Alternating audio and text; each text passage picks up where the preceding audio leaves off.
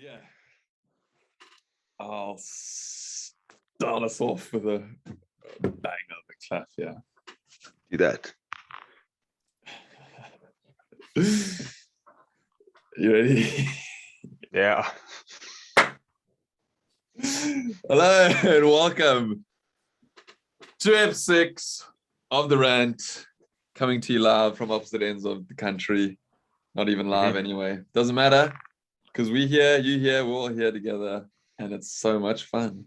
Oh my god. That wasn't a good one. What are you talking about? That was beautiful. Sounds like you tried to audition for CBeebies or something. It was inclusive. It was positive. Anyway, I'll go down in the record books. Still yet to find, or not yet to find, yet to complete a well done intro. The hunt for the elusive intro continues. Seb, kick us off. You wanted to chat about something. I want to chat about bacon, and it's a very, very quick segment here. Go for it. I was in the shops at Checkers yesterday. Yeah. And I was doing a big shop. Okay. And I got to the bacon section, and I was looking at the prices. I mean, I don't look at the price too much with in terms of food. Like if I prefer something and it's a little bit more expensive, I'll get that. But anyway, everyone can most people can afford bacon. And I got to the bacon section. John, it just didn't feel right. The packaging is the same in this type of bacon and this type of bacon. And I reached for this type of bacon. And you always take the packaging because it's kind of blacked out on the one side with the writing and the branding and whatever. And the other side's like see-through where you can actually see the actual bacon. Yeah. So obviously it's all stacked with the packaging facing you. Yeah. The branding, whatever. Yeah. And they both look the same. So I just grabbed it and I tossed it over and the bacon was circular. And I was like, no, this is... What do you mean? It's like salami, like ham? No, so I just need to say to the millions and millions of fans that I am against bacon that is circular. Like that, the shape of it was a circle, John. So it was like ham? Yes. But bacon. It was a circular bacon. And I just wasn't having it. I mean, you can kind of see that they're kind of going for the same sort of shape you'd get it with a fried egg, but no. I'm sorry. No. That's it. So it literally made me put it back on the shelf, take the more expensive one and take that and have the normal shape and I'll put it in the bag. I just wasn't going to purchase circular bacon. Anyway, that was just, I just want to put that out there. All right. We're going to carry on with food, Sam, because today, ladies and gentlemen, we are embarking on what has been needed for a while. Okay. We have started the rant. Take two. It's such a tongue twister. The Rant Rusk rating system. Okay. Triple R. Yes. The Triple R. The Triple R. And now, we are entering it into the New Testament Book of Sayings, but that'll come out later. Just Book of Sayings will bring it out later. Anyway.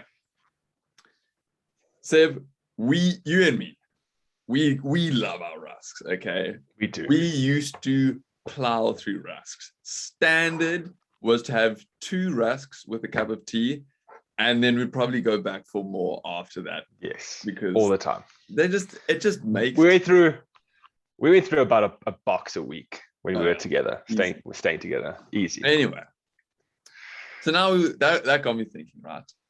What is the best rusk? Because living at home, my mom buys like a different brand of rusks each week. And like the one week, there were these rusks. I don't know what they were called. We'll get to them somewhere along the line. But they were just shocking. Tasted bad. They were bulky. You had to like lock jaw to like get them in your mouth. Anyway. As soon as you have to tip the head off the axis it's just a big no. Okay.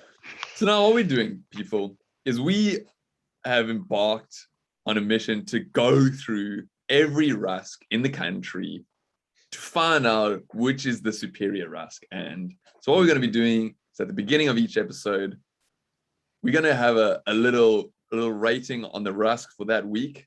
It's not going to take too long. This week's a bit longer because we're going to explain to you the process. But yeah, Seb found rusks. Seb's in Pretoria. John is in Cape Town. Seb found rusks, the Sandvelds. Okay, that's the brand. Sandvelds. Okay. Yeah. The honorary starting point of rusks. Okay. So we had this idea. Then John goes to Checkers to go get the Sandvelds. And they're not there. Why are you talking about yourself in the third person? Why not? It just makes it more dramatic. Okay, carry on. Yeah. This is some top level security stuff. Anyway. So I don't have the rusks because they're not available to me, which comes into the ratings. But anyway, Seb's going to be chowing the rusks. I'll be talking you through it. So let's get into it. Seb. The first Generally, thing, though, we will both try have the same brand with us at the same time. But this actually ties into the whole testing of it, that the fact that one of us doesn't have, and we're going to start basically with that right now. Okay. So the first thing on the list is availability. Okay. Yeah, there we go.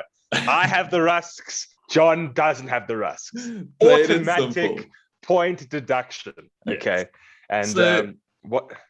So the way it works is that the availability is based out of 3 because you can't be testing a rusk if it's not in like your area.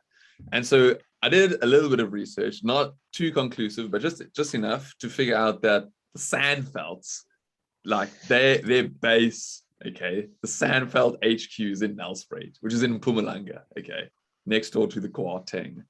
And so, of course, you in Pretoria are going to have the rusks, but I don't have Next door, yeah.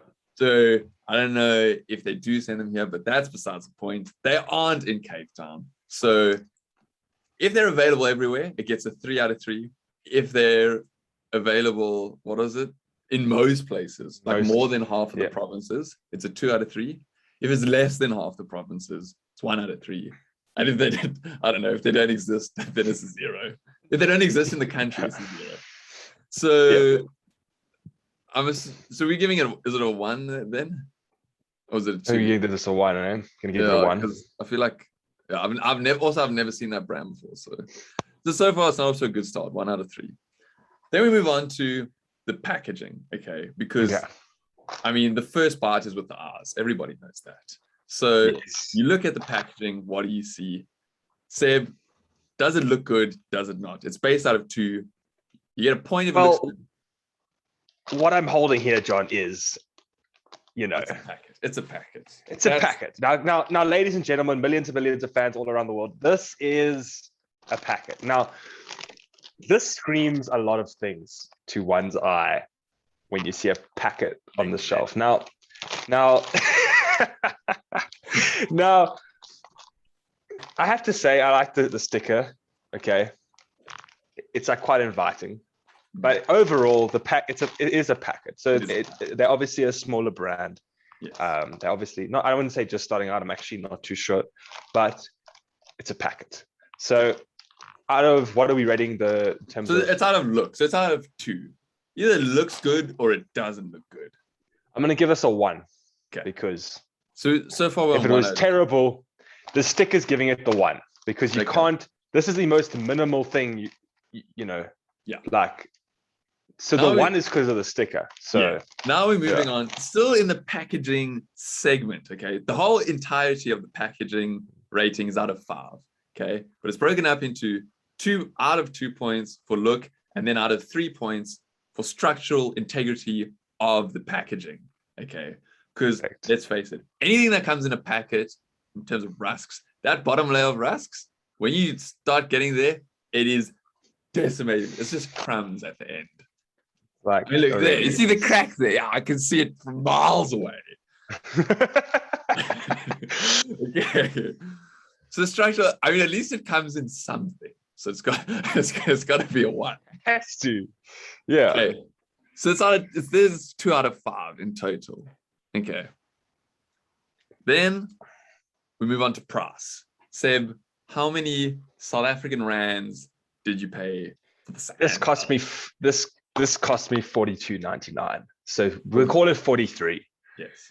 So that is what, like, at the moment, that's our benchmark. Yeah, we know nothing about prices at the moment. They're charging this for 43 rand. So now if I go get a box of Omars for 45 rand, this becomes hella expensive. Also, you know what I mean? Something we haven't discussed before this. We did a whole discussion, but what we didn't discuss is the grams, because we always got to buy the same like size. Like you can't, because obviously if you buy like a kg of rusks versus 200 grams, the price is going to be more, and we can't. Okay, this is 500 grams. This is 500 grams. 500 grams is the standard weight we're going for. Yep. Okay.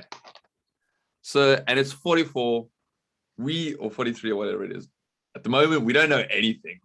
So what are we going to rate it? What's it out of? It's out of 3. So should we just give it a 2? 2, yeah. Okay.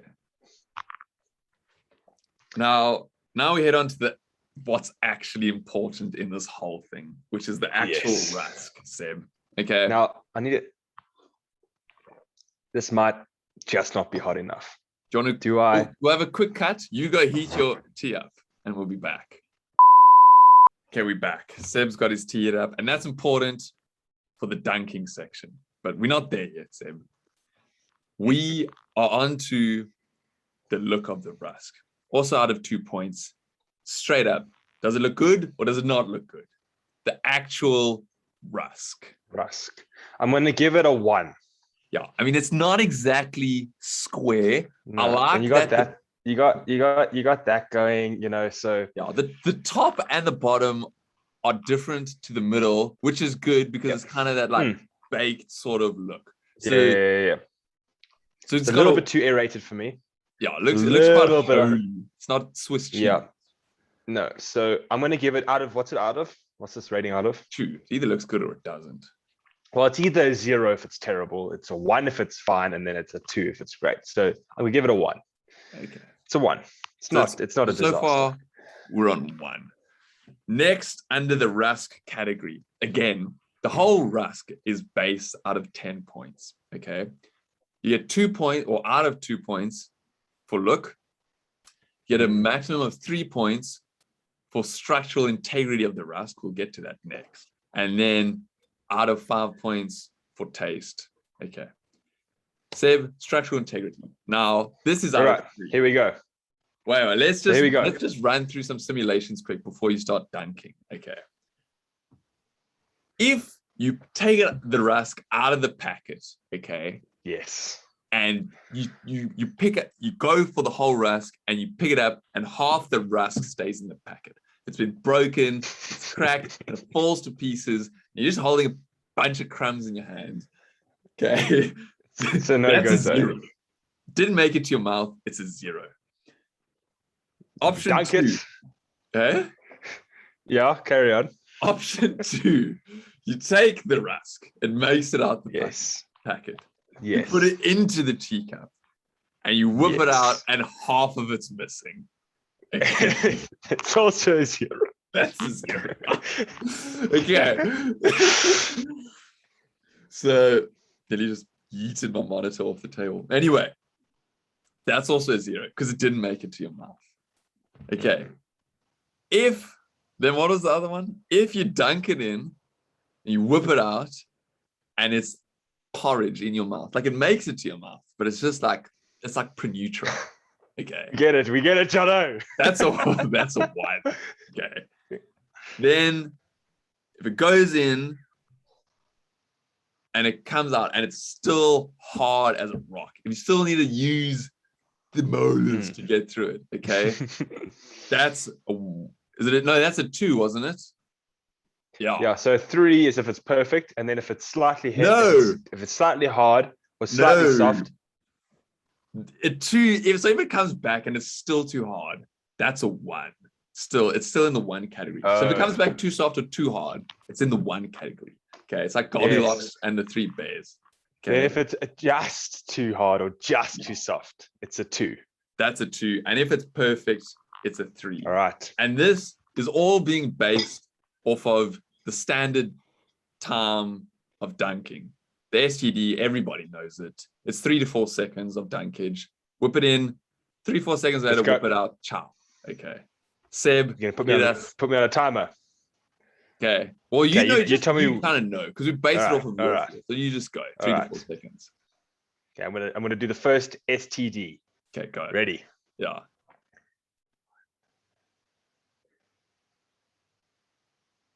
Okay. Out it comes. All right. Little shake of it. Hit us.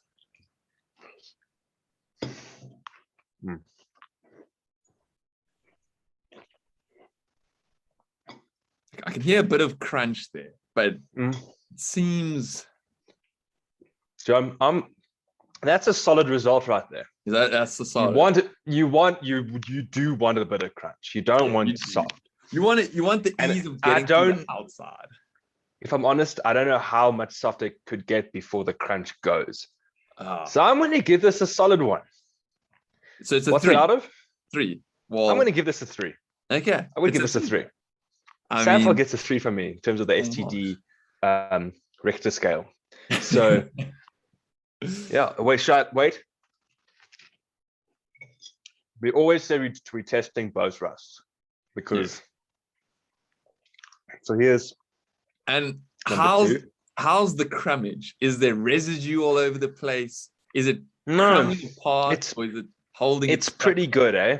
It's holding a lot more than it should because these are very airy. So I'm going to put it again, and in she goes. And out. All right.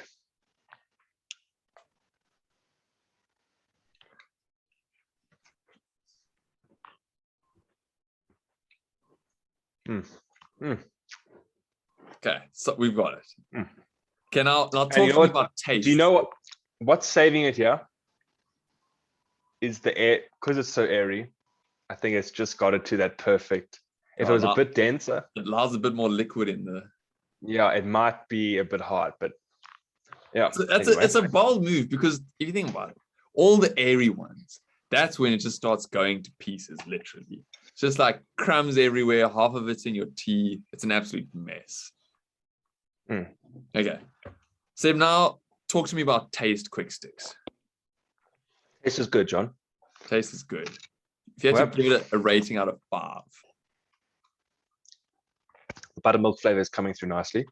That's important. And it's consistent throughout, and the tea doesn't overpower it. It's pretty strong. Because sometimes you take a thing of a rusk and you just taste tea with a bit of crunch, a bit of residue.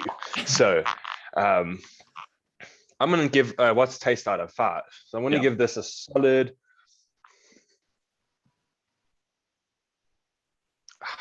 I'm stuck between a 3 and a 4 here. I'll just give it a 3. Can we go 3.5? Yeah. Let's go 3.5 then. That brings us to the last round total of what's that? 6.5, 7.5 out of 10. Okay. 7.5. Yo, math's kicking in here. 10.5. Oh, didn't do too well, hey? It's on 12.5 if my maths is correct. 12.5 out of 21. Okay.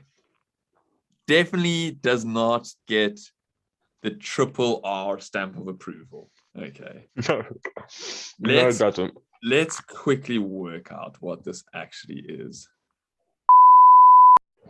Okay, so 12.5 out of 21 is 59.5%. We'll round it up to 60%. So it's a 60% rusk. Okay. And you know what? I'm actually proud of us here because that's pretty bang on with what this is. Like, exactly. It really is. It really is it's not your top of the range, but I am more than happy to go buy this again. And that's the big thing. Will I ever, if I see these on the shelf, and the question is, will I go and get this again?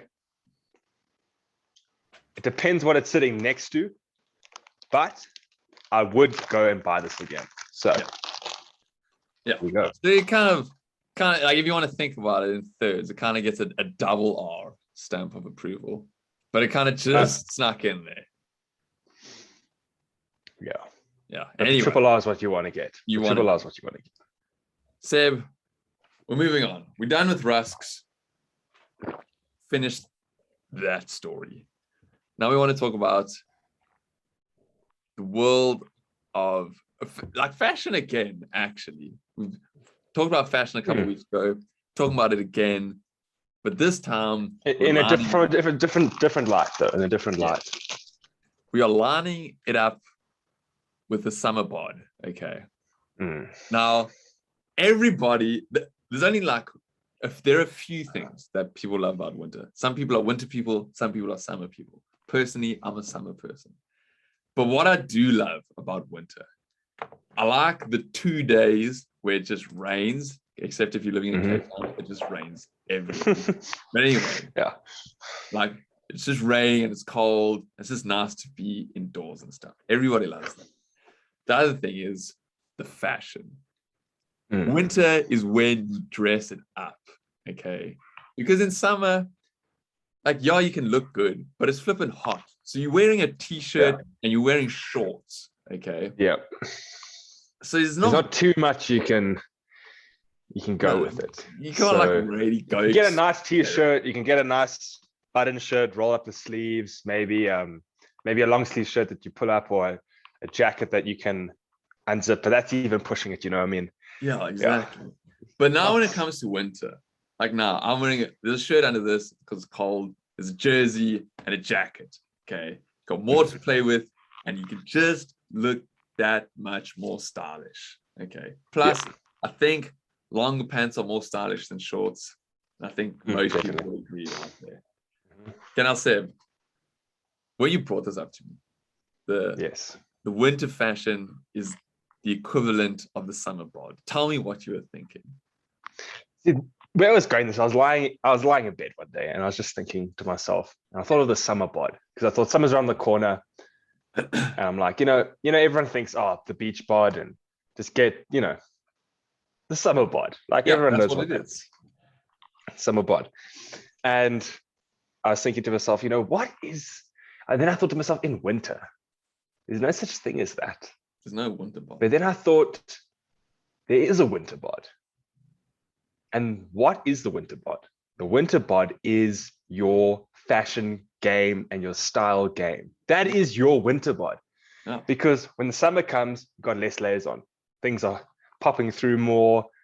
You're going to find yourself at the beach without your shirt on. Ladies, you're going to be in a bikini or whatever you're comfortable with. But you get what I'm saying. Like, but look, even if they were in, you're more exposed in the summer. Yeah, but like even body-wise, for like purely because of the temperature. Yeah, for like some people who like if they don't want to wear a bikini, they'll wear like a full, I don't know what it's called, like full length bathing, whatever it is, bathing suit. But it's still like the legs are still showing and everything. Like it's even as much as you can not show your body off, or like not anyway. You get what I'm trying to say. As much as you can try and hide stuff. Yeah. We're trying here, guys. We're trying our best. We try not to offend everyone, as we do. We really are. We're trying our best not to offend anyone. Really. As much as you can hide everything, if you're at the beach, there's only so much you can do. Exactly.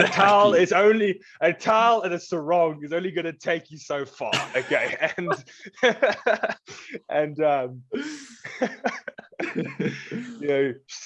sunglasses only cover your eyes. You know what I mean? Like there's not much you can do. So I was thinking to myself, I was like, in winter, okay, I'm just going to go ahead and say it. Like, again, in summer, somebody's flex or someone's like thing would be, okay, I've got a good body, or whatever. I'm not going to go down that road. But in winter, what is that guy? What is that person, that like female or male's flex? What is it that they can like walk out of sight and be like, oh yeah, take a look at me? What turns heads in the winter is the question. Style turns heads because your body's covered completely. I mean, it's winter now. I've got this jersey on, it's irrelevant what I have underneath here. So it's like, it's all on your style. And that's just where it came to me. I was like, the winter bod is style. It's what you wear. Your clothes are your winter bod. And I just thought it was a really interesting thing because think, again, some people get it very wrong. Maybe I'm getting it wrong. I don't know, but it's just people get it wrong. And but yeah, so that's the thing, because like, I mean, we're just going to keep blaming society, and I'm going to do it now. Yes, it's societal. It is the truth, though, and that's what I've been saying from our gym episodes to the athlete stuff. What is athlete stuff, what is perceived as the right way to be, the right way to look, that is all society. It's a mini brainwashing of the human race, and it's sad. It is. But it's the truth. It is what it is. Speak about these things, it is what it is. What I wanted to say was, like, according to society, and we are all part of society, so according to all of us, there's a yes and no for the summer bod. You can look at two very different people, and in terms of summer bod, you can give one a tick and you can give one a cross. And it's because, like, okay, the summer bod is someone who's like in shape and all that jazz. That's the definition of it. Like, that's not a opinion, that's what it is. And so you see, it's somewhat easy to like tick it off or cross it out, like a yes or no. And I mean, the same in the winter bod, the style section. I mean, it's a little bit tough, but you can still, to a certain extent, look at two different people dressed very differently and be like, you're looking very good, like in terms of your style, and you shouldn't really wear purple and dark green together. Like, what are you doing? Yeah. So it's like, yeah, you can. It's basically the feeling, and what actually struck it for me, and I only realized that, well, this right now is in the summer, if you're feeling good on the day and you get to the beach and, you're on the beach and you're like, I'm feeling good today, if you get what I mean. Like, yeah. Now there was a cold day, and it was cold, and I decided, and I was going out with a bunch of friends here in Pretoria, and I left my house and I was walking to the Uber, and I looked at myself, like, just not looked at myself, but that sounds, but I just thought to myself, and I saw what I was wearing, and I was like, well done, Seb. Like, well done. You feeling good today. And it was the exact same feeling. Yeah. One, I just had a lot of clothes on, and the other one, I didn't have a lot of clothes on. And I was like, that's the equivalent of the summer bod. It's just that, like, I feel good today. I look good today for myself or whatever, So, that's where it struck for me. And I was like, that there is a winter bod. And it's style. It is style. Seb, I'm going to interrupt. I'm going to interject. Before we released the first episode, we were spitballing ideas. You came up with this concept of the interruption question. Now, the interruption question, you stop the conversation wherever it is, no matter what, and you put your question. It can be a question you thought of long before, can be a question you thought of on the moment. So here's my interruption question. It's got to do with names, okay, like naming. Okay. Interesting. I'm putting forward a name for a dog. Okay, so I just want a yes or no. You get a. Are you guys planning on getting a dog? No, not that I know of. I just thought of it, and I was like, could that be a good name for a dog? The name is Komodo, as in like the dragon. See, that name I would pair with a pit bull, a more aggressive looking dog. Okay, what about like a lab? No. Is it a no? Okay. It's a no. That name suits a type of dog. Like, you're not going to go name your Chihuahua Venom, okay? Yeah. But you could name your bulldog with the collar and spikes around his name. You could call that Oak Venom, or Komodo is another name. You could call a Ridgeback a Komodo, but you're not going to call your Chihuahua Komodo, like it's just not. I don't think Komodo is that menacing. Komodo, I think it is. Okay. Anyway. Komodo dragon, like I'm going to interrupt the interruption question, with the thought that I just got now. Double interruption. Jeez, it's like we're watching Inception here. Yes, that movie was hard to follow. Yeah. I was looking at you every two seconds. Go watch Edge of Tomorrow. Have you watched Edge of Tomorrow? Okay. No, I haven't yet, But I will. Go watch. Have Anyway, you watched Peaky Blinders? no. Okay, look here. Here's the interruption question. Oh, It's about the name of the yeah. show. Okay. I don't want to change the name of the show, and I don't think we should because Are you talking about the rant? yes, because Okay. like when you're establishing yourself, you don't really change. Like once you got a name, you stick with it. But why? Like, okay, let me do this. Straight off the top of your head, give me a name for a lion. Like if you got a pet lion, what would you name it? Alpha. Oh, Alpha. Okay. If you had a son, what would you name it? Go. Any name. Daniel. Okay. If you had a radio show, what would you name it? I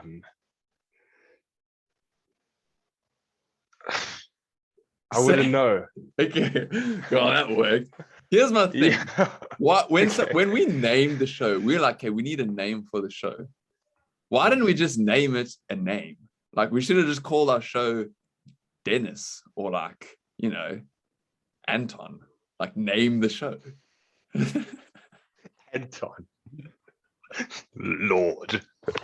Come now and save us all. But think about it. Just name the show. People are like, you need a name for your show. And everyone tries to make it like the Daily Show or the Joe Rogan Experience. We should have just gone Mark. Welcome I don't to know. Mark, season 1, episode 5. Yeah. Like, I mean, it could have worked actually because it's different. But I mean, I think we missed. There are different names for certain things, I'd say. There's a reason why there are human names, why there are more dog names, why there are names for furniture. I mean, it's like you're not gonna have a newborn baby and call it table, okay? Like that's just not how it gets done. So you're not gonna get a show and call it Mark. Like I just so, it's a no from me with your theory, but it almost works, I'd say. Yeah, okay. No, fair enough. But yeah, that's pretty much it. I mean, we interrupted the fashion summer bod thing. I don't know if you had anything more. I think we would. No, because I think actually if we didn't do that fashion episode, then we could have gone into that. Yeah. But since we've already done that, yeah, it's just like a 10-minute pointer. Like there is a summer bod, and people don't slack off in winter because guess what? No, but I think a winter bod. But I think people do slack off because they don't.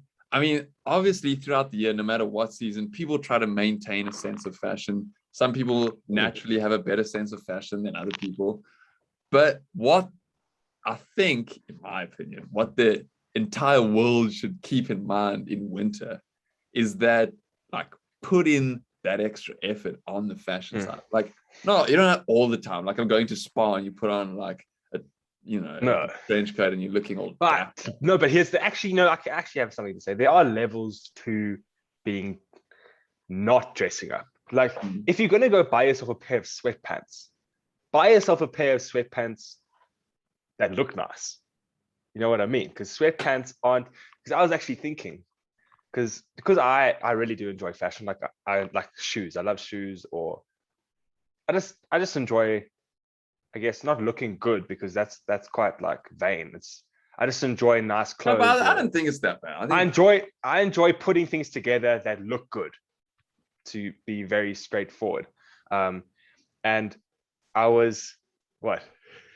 Let me quickly say something. You know how last week we were saying that people who take photos of themselves in the gym or whatever, they stereotypically considered to be vain. Okay. And I'm not saying that you do this, but now you just said, like, you want to look good, and then you're like, no, but that sounds a bit vain. It's the same thing. Like, people wanting to dress up, wanting to put like, in a way, a piece of art together, like textiles and stuff together, and people thinking like, oh, he's always just dressing up and always so like Like, I don't think it's as big of a deal as with the gym thing. But I think to a certain extent there might be something there, but It is. the same. I guess so. Yeah, no, it is. It is all in the same bracket, actually. And I didn't realize that right up until this very second. So thank you, Modsy, for those words of wisdom. But what I was saying is if you're gonna go, like, there's one thing when you walk into the shop to buy some food, okay, you don't need to dress up. All right. If you want to, you do get those people that just look slick every single day. Shout out to Shane Fairweather. Fairweather. But that is not the called for thing. Like, it's not a must. No. Okay. Sometimes it is a must. Sometimes you do have to look good. But if you're going to the shops, it's not a must. But here's the point I'm making. Go and buy casual clothes that still look good, but when people look at you, they don't think that you're trying hard, but you still look good at the same time. Like, you can go buy yourself a pair of tracksuit pants that just don't look good at all. Yeah. But those tracksuit pants are in the chill category. But then they don't put you in the good look category. But you can go buy yourself a pair of sweatpants that are in the chill category, but put you in the you look good category. Yeah. And that's what I'm saying. Is that's maybe a little tweak or a little key thing that people can do is buy your casual clothes, that look good. Yeah. Everyone has a pair of pants. Everyone has a top or two that no one knows that they own, but they wear it and they buy themselves. I have one or two. Okay. Yeah. But if you go to the shops and you put on some tracksuit pants or just a t-shirt, make sure it looks good. But it's the same amount of effort. That's what I'm trying to get at. The same amount of effort to put on good looking tracksuit pants or bad looking tracksuit pants. So you may as well have the good looking tracksuit pants. Yeah. As long as, just to quickly finish off, like, obviously, like, getting sweatpants, comfies, whatever, okay, they're probably a bit different, but, and like tracksuit pants, you're not getting them to look good. So the first criteria is that they're comfy. Like, that's the first thing. And then on top of that, try and bump it up a category. But anyway, that's all we got time for today. Not like we stop ourselves with time. Thanks, guys. If we run over, or if we run short, we don't care. Right at the end, got us right at the end. We were doing so well with internet, and right at the end, we got pipped at the post. Are you back? Okay, now we can cut that. We can cut that. All right. Anyway, and that concludes it. Whether we run overtime, undertime, we're just giving you guys what we felt like giving you on the day. I'm there. What? Don't me. Technology. It's the most frustrating thing ever. You were paused on the screen. Okay, finish the segment. I mean the episode.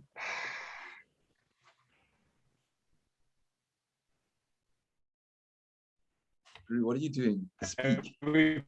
Oh. Right, guys. So you paused. You were paused. And you're delayed now. Your signal's in red. So you don't. This is why you need to get millions of people to watch our video, so that we can earn a boatload. Oh, you're back in the white. In the same city. Go. Exactly, and we're going to. That's all we have time for today, peeps. So thanks for tuning in. Episode 5, Season 1 of the Rant, from John Cox, from Sebastian Dennis and Brown, signing out. We hope you enjoyed this episode. Like and subscribe. Subscribe. Yes, I'm going to be like one of those guys. Subscribe. Do it.